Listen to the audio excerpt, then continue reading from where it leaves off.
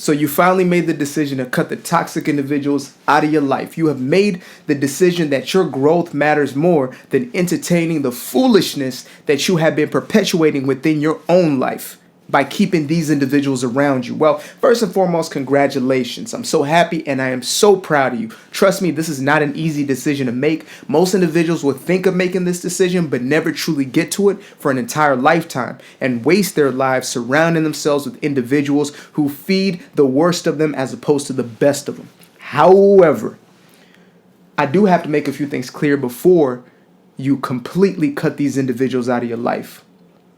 And when I say these things, some of them might be triggering. When I say these things, some of them might rub you the wrong way, but that's only because they are challenging you to a different part of yourself. They're challenging you to be more self-aware, more conscious of yourself and the decision that you're making, whether it's truly for your best or it's because you believe in getting rid of these people, something in you is going to change. Now, the first thing I want to get to is this. Why is it that you are removing these individuals from your life?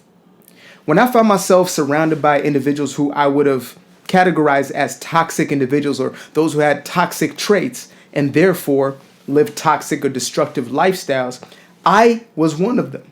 The reason I was surrounded by those individuals was because I was exactly like them. Yes, I was running around doing the same thing. I was in the streets just like they were. I was selling the same things they were. I was smoking the same things they were. Therefore, I was a product of that environment. However, when I made the conscious decision to switch over to become who I truly knew I could be, when I made the decision to outgrow that environment, keyword decision, I knew that I needed to remove myself from that space in order to evolve. Therefore, I did not make the decision out of anger. I didn't make the decision out of hatred. I didn't do it from a spiteful place.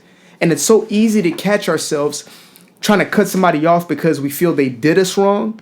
And again, that's perfectly fine. You must distance yourself from those who are not valuing you, right? I believe that it is a healthy thing to do. However, if you come from a place in a space that you're trying to prove a point to that person, or you're not removing yourself from their life for your best benefit, but because you believe that this is going to be a form of punishment towards them, I promise you, nothing is going to change. As a matter of fact, you'll be thinking about that person even if they're not in your presence. You'll be thinking about that person more in their absence than you will in their presence.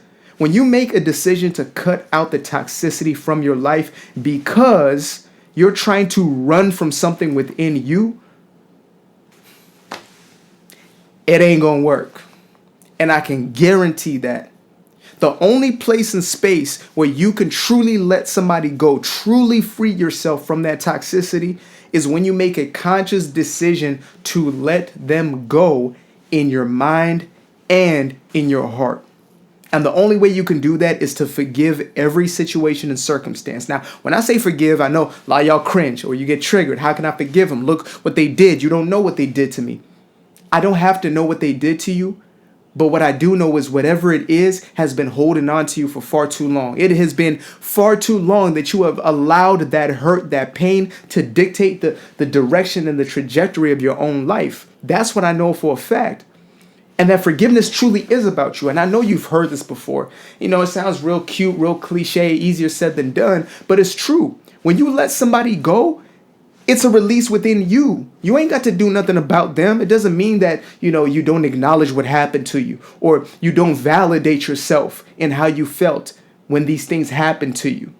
And it doesn't mean you bring the person back into your experience. This is a video about cutting folks out. Therefore, forgiveness is for you, my friend. It is for you to move from glory to glory. It is for you to move from the place that you are into a higher state of being, period.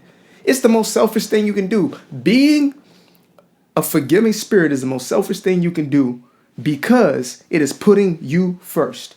So I want to make that clear. Number one is make sure that you are not making this decision out of spite. You're not making this decision out of a hurt space or place, right? You're not cutting them off because of anger or bitterness. You're doing so because you value your own growth. You value your own freedom more than you do whatever that relationship still has. Now, number two is make sure that you are also not harboring those very same characteristics and traits that you are seeing in another person, right? There's a verse in the Bible that talks about before you try to take a speck out of your brother's eye, make sure you take the log out of your own eye. Basically what that means is, hey, bruh, before you tell somebody they're doing something wrong, make sure that you're not doing those same things. Like, make sure you're not being a hypocrite, right? I always use the analogy of, like, if you're looking to get in a relationship and you got this list of criteria for the other person, make sure that you match that list. Like, don't pull up on people and say, oh, I have these expectations of you, but I don't have any of them, right? I want you to have 6 packs, but I have 1 pack and it's round. Like, that's not the way this is going to go. That's not the way this is going to move. In order for you to truly move forward, you must make sure that you are purging yourself, right? Renewing yourself, eradicating those old paradigms, those old ways of thinking, those old ways of feeling, those old ways of acting, so that you can truly make a transition away from that toxicity. But if you're still a part of that toxic environment, if you're still showing and demonstrating those characteristics and you still have a desire for them, my friend, you will only find yourself back in some type of toxic environment, because you attract what you are. You don't attract what you want, right? You bring to you. It says, as a man or as a person thinketh in their heart, so are they. Therefore, you're going to attract based on who you are. So if your energy is still funny, you got to clean up your energy first. Right? Of course, you can separate yourself from individuals, but don't judge something that you are displaying yourself. So that's number 2. And number 3, before you cut it off, make sure that you are okay with being alone.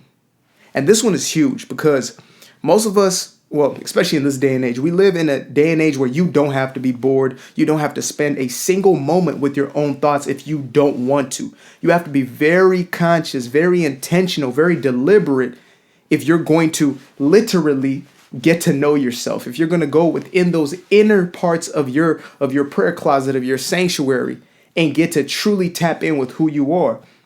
You need to remove yourself from your addiction of your phone in order for you to sit with yourself, in order to be in that space where you're with source, where you're one with the infinite, right?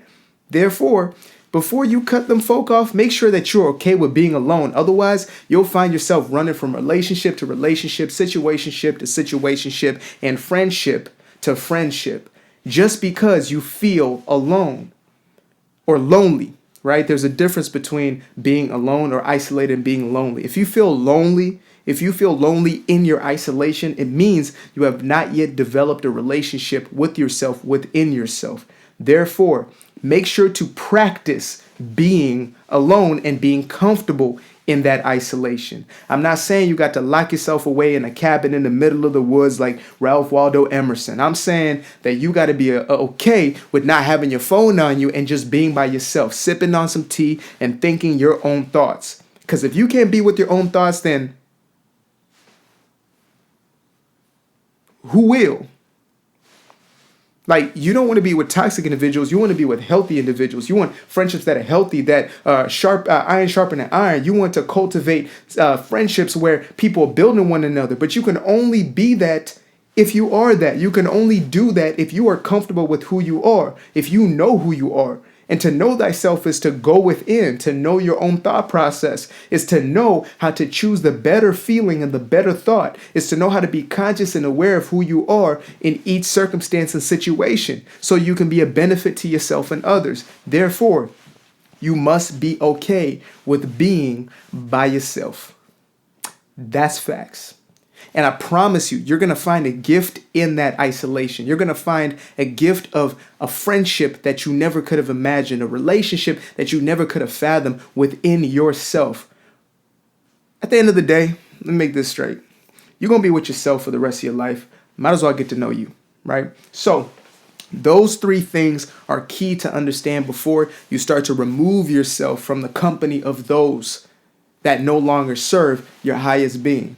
Again, it's not about being better than somebody else. It's not about being more awake than somebody else. It's not about being any of those things. It's simply about you evolving and you no longer belonging within the environment you're in, right? It's like David. David was a great shepherd, but he couldn't stay in the field forever. He was called to be king. Therefore, he had to outgrow that environment. Once he outgrew it, he couldn't stay with them sheep.